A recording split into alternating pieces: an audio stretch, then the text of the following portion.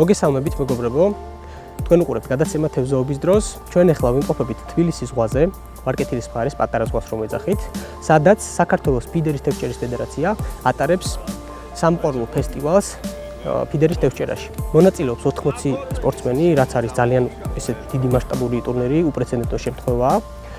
ზოგადად წესებზე და დეტალებზე აუცილებლად, რა თქმა უნდა, მოგახსენებთ ყველაფერს. მეც ვარ ტურნირის მონაწილე.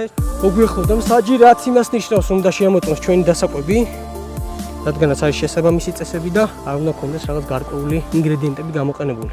ტურნირში დარეგისტრირდა 4 სპორტსმენი, რომელიც არის შესაბამისად ერთი გუნდი და განაწილებულები ვართ ერთ სექტორში 2 წყვილი, ანუ 2 წყვილი. არის A და B სექტორი, მე და არჩილი ვართ ერთ სექტორში, 15 მეტრიან სექტორში და ჩვენი მეწყვილეები, დანარჩენი 2 ადამიანი არის B სექტორში. გადავინაცვლოთ ჩვენი დასაკვებისკენ. დასაკვების შემოწმება მიმდინარეობს. ახლა ყველაფერი ამოვალაგოთ.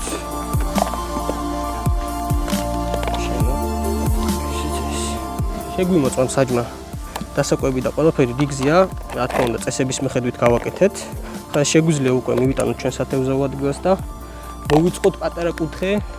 ძალიან საინტერესო ტურნირი, რადგანაც ამ ხელა მასშტაბით არასდროს არ ჩატარებულა არც ერთი ტურნირი და ფიდერის ფედერაციამ ძალიან მაგარი შედეგი გააკეთა, რომ ძალიან ბევრი სპორტსმენი და მოყვარული მოიზიდა სპორტში, რაც იმას ნიშნავს, რომ სპორტული თევზაობა მიდის წინ, რაც ძალიან კარგი და მიხარია, იმიტომ რომ რაც უფრო მეტი ადამიანი დაინტერესდება სპორტული თევზაობით, მით ნაკლები დარჩება ბრაკონიერები, რომლებიც ანადგურებენ ჩვენს ბუნებას და წყალსაცავებს.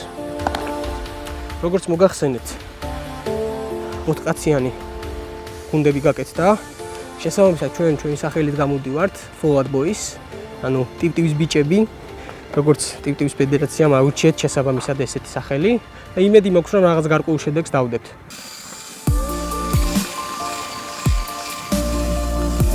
საქართველოს ფიდერის თევზჭერის ფედერაციის პრეზიდენტი ინტერვიუს აძლევს ჩვენს გადაცემას. ამ ფესტივალის ფორმატი არის შემდეგი. ჩვენ მოვიზიდეთ მოყვარულები და დავუსვით გვერდით პროფესიონალს. ანუ თითო გუნდში არის 2 ტანდემი და თითო ტანდემში შედგება ერთი მოყვარულისგან და ერთი პროფესიონალი მეთევზისგან. ეს გავაკეთეთ იმიტომ, რომ ის მოყვარულები, რომლებიც წელს უკვე დარეგისტრირდნენ ჩვენს ფედერაციაში და ჩაერთვებიან საქართველოს ეროვნულ ჩემპიონატში, მოყვარულთა ლიგაში, აი ამ სპორტსმენებმა მიიღონ, რაც შეიძლება ესეთი ინფორმატიული და პრაქტიკული გაკვეთილი აი ზუსტად იმ პროფესიონალი სპორტსმენისგან, რომელიც გვერდზე დაუждდება 5 საათის განმავლობაში და ასწავლის იმ ყველა ნიუანსს, თუ როგორ უნდა ითევზაო სწორად და ეფექტურად, რომ ტურნირის განმავლობაში მიაღწიო წარმატებას. იმის გამო, რომ სწორედ აქცენტი მოყვარულებზეა გაკეთებული და დამწყებ მეთევზეებზე, ამიტომ ჩვენ ძალიან არ შევზღუდეთ სატურნირო წესდება. მაქსიმალურად შევეცადეთ, რომ იმ აღჭურვილობით, რაც გააჩნია დამწყებ და მოყვარულ მეთევზეებს, შეძლებოდათ მონაწილეობის მიღება. თუნდაც არ შევზღუდეთ მინიმალური ბადის სიგრძე, თავარი იყოს შესანახი ბადე რბილი ქსოვილისგან დამზადებული, რომ თევზი შევინახოთ ტურნირის ბოლომდე ცოცხლად და აუნებლად. დანარჩენი ტურნირის წესები სტანდარტულია, პრინციპში შეესაბამება ერთ-ერთი საერთაშორისო წესდებას. თევზაობა ხდება მხოლოდ ფიდერის აღჭურვილობით, დაკვება ხდება მხოლოდ საკვებურით. არ შეიძლება მარტო სიმძიმით თევზაობა, შეზღუდულია სადავის სიგრძე, მინიმალური სიგრძე 40 სანტიმეტრამდე. სატყუარად დაშვებულია მხოლოდ ცოცხალი კომპონენტი ან მარცვლეული, აკრძალულია ყველანაირი პოპ-აპ საშუალებები. ეს არის ძირითადად ის წესები, რაც მოქმედებს აი ამ ტურნირზე. ახლა დაბა დღეს რეტროვანელი ტურნირი როგორ ჩაივლის. ზუსტად 10 წუთში იქნება მასიური დაკვების სტარტი და აქ ატყდება ერთი ამბავი. პირველი შეეჯებრებიან იმაში, რომ რაც შეიძლება მეტი დასაკვები გაუშვან წერტილზე 10 წუთის განმავლობაში. საკმაოდ ისეთი კაი სანახავი იქნება. გაისმა დაკვების სტარტი, ახლა სპორტსმენებს შეგვიძლია უკვე რომ დავკვეთოთ ჩვენი წერტილები და მეს პირველ გადაგდებას რა თქმა უნდა ვაკეთებ. 10 წუთის განმავლობაში არის დაკვების, ასე ვთქვათ, დრო და ჩვენ შეგვიძლია მაქსიმალურად მივუწოდოთ თევზს დასაკვები. თავისთავად რაღაც გარკვეული ტაქტიკები ყველას გვაქვს, ყველა გუნდს და ვნახოთ აბა რა გამოვა. ვინ აჯობებს, ვინ გააჭერს ყველაზე მეტ თევზს, რომელი გუნდი 5 საპრიზო ადგილი არის, ანუ პირველი 5 გუნდი მიიღებს პრიზებს და შესაბამისად ისინი გახდებიან ტურნირის გამარჯვებულები.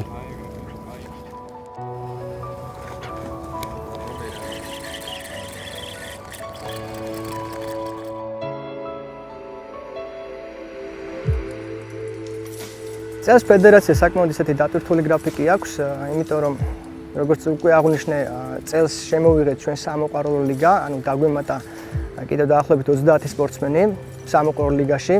პარალელურად პროფესიონალური ლიგა დარჩა ისევ, სადაც დაახლოებით ასევე 30 სპორტსმენი მყავს და წელს საერთო ჯამში გამოგდის 10-ზე მეტი ტურნირი, რომელიც მოიცავს როგორც სამოყვარულო რეიტინგულ ტურნირებს, ასევე პროფესიონალურ რეიტინგულ ტურნირებს და გარდა ამისა დაგეგმილია რამოდენიმე ფესტივალი და სწორედ პირველი ფესტივალი ტარდება დღეს. ანუ წლევანდელი სპორტული ფიდერის სეზონი გავხსენს ზუსტად აი ამ ფესტივალით, რომელიც ტარდება თბილისის ზღვაზე. ეხლა რატომ თვითონ თბილისის ზღვა? თბილისის ზღვა ძალიან ახლოს არის ქალაქთან, ძალიან ადვილად არის შესაძლებელი რომ მოხვდე აქ.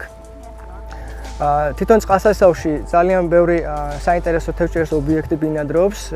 ძირითადად ეს იქნება შამაია, კარჩხანა, ნაფოტაც, ასევე ვიცით რომ ბინადრობს კაპარჭინა, აღარაფერს ვამბობ იმ დიდ თევზებზე, რომელზეც ლეგენდები დადის და ხშირად იჭერენ აქ დიდი ზომის კობრებს და ლოქოებს, თუმცა კობრები და ლოქოები ჩვენს ტურნირზე ნაკლებად მოხვდება ალბათ. და რატომაც არა, ანუ აქ წყალსაცავი გვაქვს ქალაქთან ეს ახლოს და რატომ არ უნდა გამოვიყენოთ ეს პოლიგონი სპორტული ტურნირებისთვის.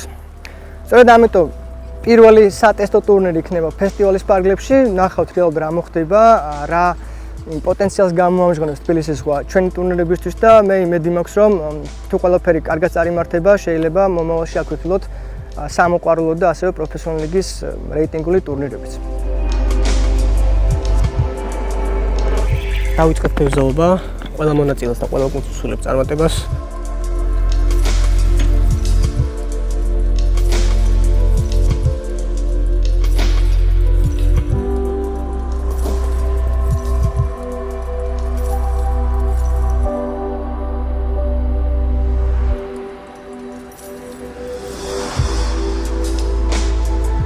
რა არის სპორტული თევზაობა? ჩვენ სოციალურ ქსელებშიც, ინტერნეტში ბევრს წერთ ამაზე, ბევრი ტურნირი ტარდება, მაგრამ მასიურად მაინც არ იცის ხალხმა რა ნიშნავს სპორტული თევზაობა. აი 6 წლის წინ მაგალითად იმაზე იცნობდნენ ხოლმე, რომ თევზი დაიჭრა და გაუშვი და სასაცილოდ არ ყოფნიათ, მაგრამ ეხლა ცოტა შეიცვალა, ხედავ ტენდენცია. უკვე სერიოზულად აღიქვამენ ამას და ცდილობენ რომ რაღაცები ჩვენგან ისწავლონ. თვითონ სპორტი რა არის ხა, ანუ ნებისმიერი სპორტის სახეობა საიდანაც დაიწყო, ნებისმიერი სპორტის სახეობა რაღაცა ჰობიდან წამოვიდა, ხო? ესეც ჰობის ერთ-ერთი სახეობაა და ჯანსაღი ჰობის თემა არის და ჩვენც იმის გამო საქართველოში არ არსებობდა სპორტული ტურნირები და არ ეწყობოდა ეგეთ რაღაცეები, ავდექით და 7 წლის წინ ჩვენთან დავიწყეთ ნულიდან ყველაფერი. ანუ ჩვენთან შევქმნით ის გარემო, რომ ისევ ჩვენ მიგვიღო მონაწილეობა გას ტურნირებში და საკმაოდ კარგად გამოგვივიდა. ეხლა რა მოხდა ამ ყველაფერმა? მე პირადად მაგალითად ბავშვობაში თევზაობდა იყო ძალიან ნაკლებად, ანუ არ ვიყავი ძალიან ისე ჩართული თევზაობაში და პირდაპირ მოხვდი აი ამ გარემოში. და რა მასწავლა ამან, ანუ როცა ხარ ტურნირზე და ეჯიბრები გვერდზე ყოფ სპორტსმენებს, ხო, შენ ცდილობ რომ შენი სტრატეგია თევზჭერის, შენი მონტაჟი დახვეწო იმ დონემდე, რომ აჯობა სწორედ გვერდზე ვინძგიზეს.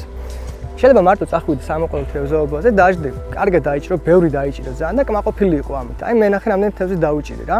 მაგრამ თუ გვერდზე გიზეს სხვა სპორტსმენი და იმას შენზე ბევრი დაიჭირა, შენ ხვდები რომ შენ თავის მაქსიმუმი არ გაიკეთებია. ანუ ვერ მოარგი გასაღებები მაქსიმალურად რა შეიძლება ბევრი თევზი დაგიჭირა. და მე მეც აი თითოეულ ნიუანსებზე ფიქრი და თითოეულ ნიუანსის გათვლა, რომ შენ შეეცადო აი 5 საათის განმავლობაში მოახერხო და ამოიყვანო წყლიდან რაც შეიძლება მეტი თევზი. ეს მოითხოვს გამძლეობას, ეს მოითხოვს დროის კონტროლს. სპორტსმენები ყოველთვის ზიან და ითვლიან, ანუ გადაგდებიდან ამოღებამდე აწარმოებენ თვლას, რომ თვითონ აკონტროლონ თავიანთი ტემპი. უნდა მოახერხო ის, რომ შენი მონტაჟი უფრო დიდხანს იყოს წყალში, ვიდრე ხელში გეკავოს პლატფორმაზე და რაღაცებს აკეთებდი აქ. აი ზოგი მინახე თქვა თავიდან ტურნირებზე იყო ხოლმე, რომ გადააგდებდა მონტაჟს წყალში, ამოახვდა და მე რა ვერც 5 წუთი აქ რაღაც აკეთებდა. ის 5 წუთი რეალურად დაკარგული არის. 5 წუთში შეიძლება მეზობელმა 2 თევზი ამოიყვანოს და მაგის გამო შენ წააგო ტურნირი. სანამ თქვენ არ მოხვალთ სპორტში და არ მოხვდებით ზუსტად აი ესეთ პოლიგონზე, სადაც ეჯიბრები სხვა სპორტსმენს, მანამდე თქვენ ვერ გაიგებთ რა არის სპორტის გემო. და თქვენ ვერ მიხვდებით თუ რა უპირატესობა მოგცემთ და რა გამოცდილებას და ცოდნას მოგცემთ სწორედ აი ესეთ შეჯიბრებებში მონაწილეობა.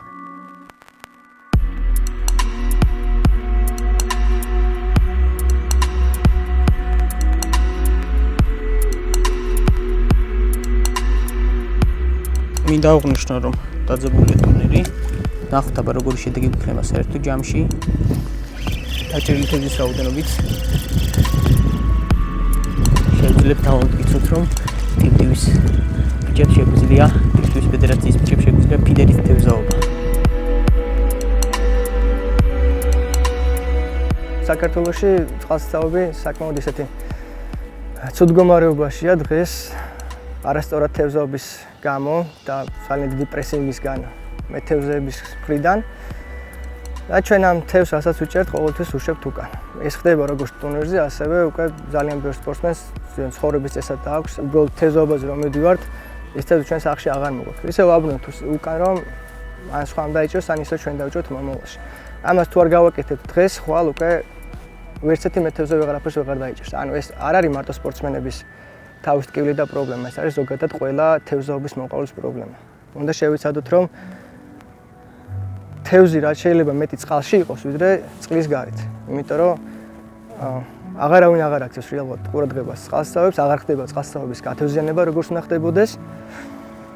და ამას მალე თუ არ მიეხედა, ალბათ ჩვენ მივავალთ ყველანი ბუნებრივი კატასტროფის წინაშე. შეიძლება ეს აქედან არ ჩანს ნაპირიდან, რა ხდება იქ, მაგრამ ეს ისეთივე აუცილებელი რომ თევზი იყოს წყალში, როგორც რა ვიცი. ფრინველი დაფრინავდეს საში, ხო? მოკედ ეგეც მისახედია.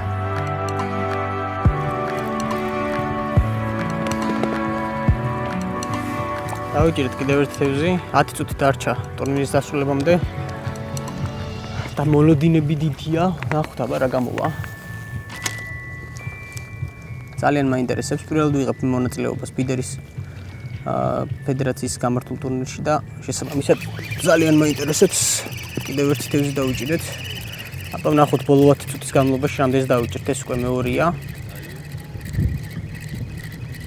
მეორე თევზია, ვნახოთ. თავარი აქ არის ის, რომ ყველა დაჭერილი თევზი გამოვიყონოთ, არ გაგვიქცეს, იმიტომ რომ აქ წონაზე არის. წონა არის მნიშვნელოვანი, შესაბამისად ყველა თევზს აბსოლუტურად ძალიან დიდი მნიშვნელობა ენიჭება.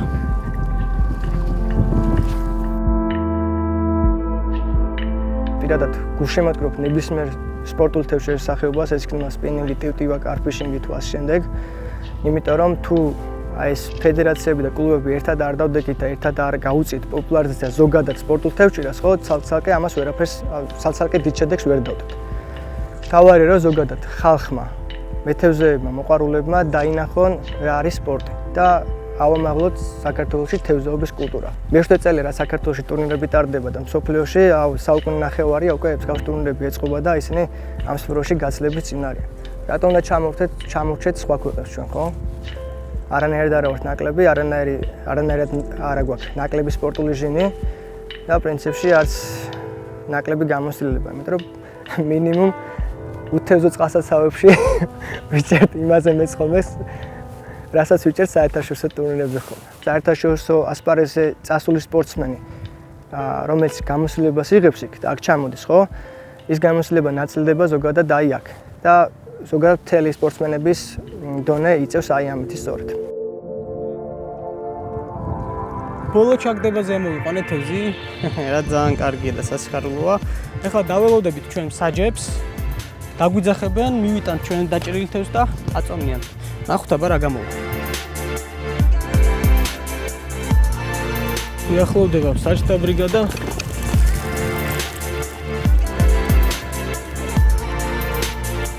კილო 730. კილო 730 გამოგვივიდა საერთო ჯამში შედეგი. საკმაოდ კარგი რაოდენობის თევზი იყო. ნახოთ აბა დაველოდებით შედეგებს. როგორ გაგვიმართლებს, იმედი მაქვს, რომ რაღაც გარკვეული შედეგი დავდეთ.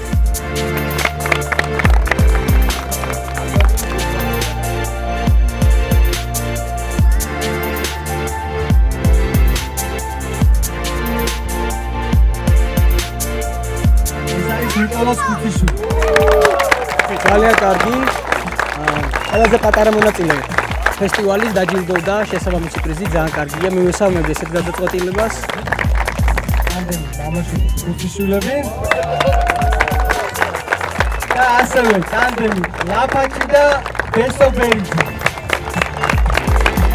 ორი ტანდემი, რომელმაც ყველაზე მეტი თევზი დაიჭირა, დაჯილდოვდა შესაბამისი პრიზით, ვაუჩერებით, რომელსაც გაანაღდებენ სათევზაო მაღაზიაში.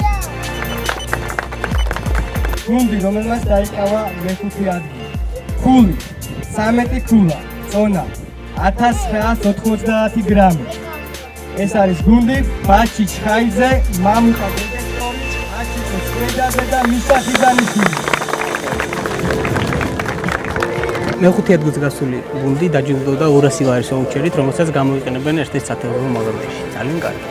გუნდი პარადოქს ჯუნიორი, მეოთხე ადგილი. ქულა, 250 ლარიანი ვაუჩერი, რომლის განაწილებაში იუტიუსებმა დაამტკიცეს, რომ აქვს უფლება იყვნენ ფიდერში ფლოთ ბოის. ატაკევარი ქულა, წონა 2 კილო და 100 გრამი. მადლობა. გიორგი გიზანიშვილი, აჩიკო კეზიძე, იოსებ ბიძგულოვი და ალექსანდრე უდუმუნაშვილი. მედლების ბიჭებო. მადლობა. სამასარიანი ვაუჩერი. ოჩა. ძალიან მაგრები. პრიზები არ დაგჭეთ. გაიმართლეთ. აჰა, მადლობა. წავედი.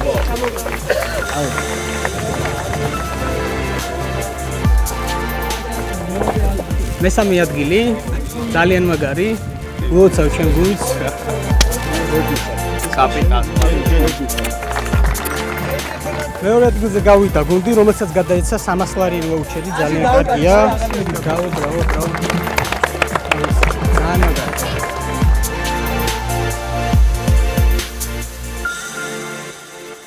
ეს არის ვივერი. ემიკვერი, დავით ორბელი. ზურა პეტრიაშვილთან გადაყოლავი.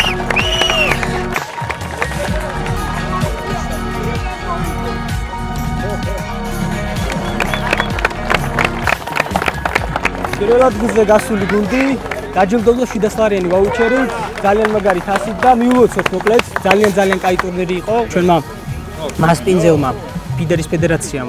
ძალიან მაგარი ტურნირი ჩაატარა. ნელ-ნელა მინდა დაგემშვიდობოთ, იმიტომ რომ ემოციებისგან აღარ ვიცი რა ვაკეთო, ძალიან მიხარია, რადგანაც პირველი ტურნირი არის ფიდერის ფედერაციის გამართული ფესტივალი, რომელშიც მივიღეთ მონაწილეობა და დავიკავეთ მესამე ადგილი. თუ მოგეწონათ დღევანდელი ჩვენი გადაცემა, აუცილებლად გთხოვთ, რომ მოვიწონოთ და გააზიაროთ მაქსიმალურად ჩვენი გადაცემა. კომენტარში თუ რაიმე გაინტერესებთ, დაწერეთ და მაქსიმალურად ვეცდებით, რომ გიპასუხოთ. ახლა კი დაგემშვიდობებით, მომავალში ხვდებით.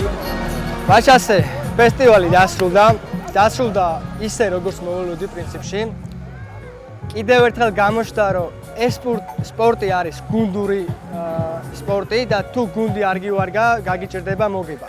თუ გუნდი ყავს კარგად აწყობილი, თუ კარგად აწყობ გუნდურ სტრატეგიას, გამარჯვება 80% შენი არის. მინდა მიულოცო ყველა მონაწილეს, ყველა გამარჯვებულს, რა თქმა უნდა, უსურო დიდი წარმატებები მომავალშიც. მინდა ძალიან დიდი მადლობა გადაუხადო აქვე ფუალინგს ჯგუფს, რომელმაც ჩაატარა პრინციპში ეს ფესტივალი იმ დონეზე, როგორცაც ახლა თქვენ ხედავთ. ყველას გისურვებთ, რომ ჩაერთოთ სპორტულ თევზაობაში და ერთი სლოგანი დასთავარია: დაიჭრე და გაუშვი, გაუფრთხილეთ ბუნებას.